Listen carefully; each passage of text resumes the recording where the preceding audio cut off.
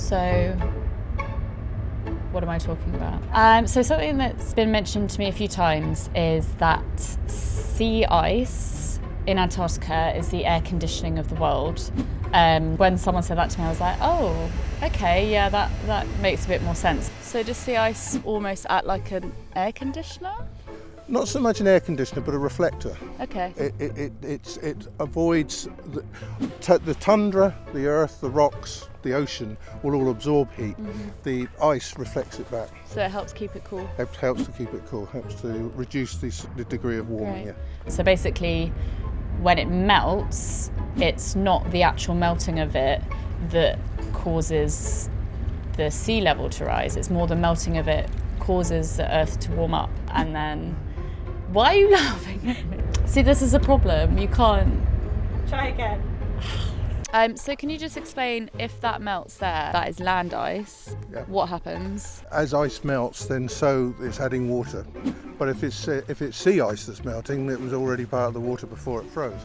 But in the case of ice that's come off the glacier, then there's the potential there for a rise in sea level. And then if the land ice melts, which it is melting, then we're basically all screwed.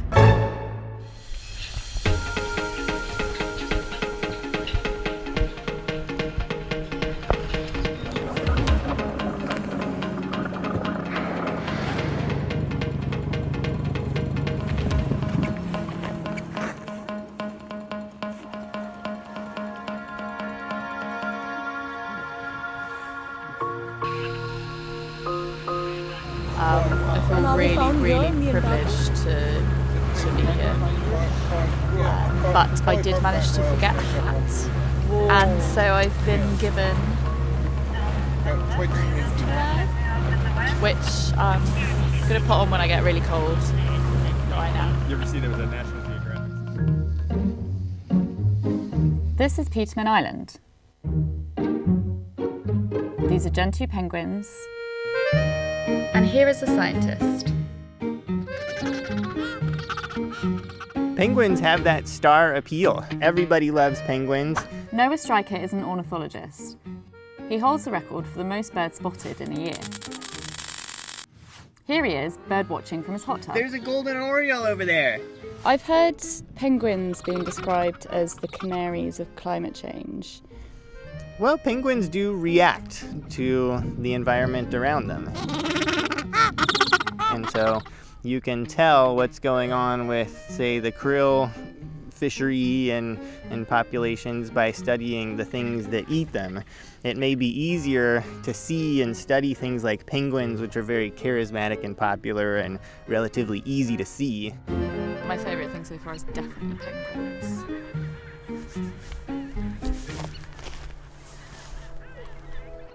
They feed on krill. Krill feed on phytoplankton, which is the basis of the food chain down here, and they grow on sea ice. As the sea ice is melting, there's less place for this phytoplankton to grow, less food for the krill, less food for the penguins. I've just seen Mika, so I'm going to go grab him and grill him about krill. Individual krill is quite a small creature. It's similar to a shrimp. Down here, pretty much everybody eats krill. And if you don't eat krill, then you eat somebody who eats krill. In 10 years' time, or maybe 20 years, there will be no krill, which will be a disaster. That would just destroy the whole ecosystem because so many creatures depend on it. West Antarctica is one of the fastest warming regions in the world, which is why we chose to film here. Since filming, one of the largest icebergs ever recorded has broken off from the Larsen Sea ice shelf.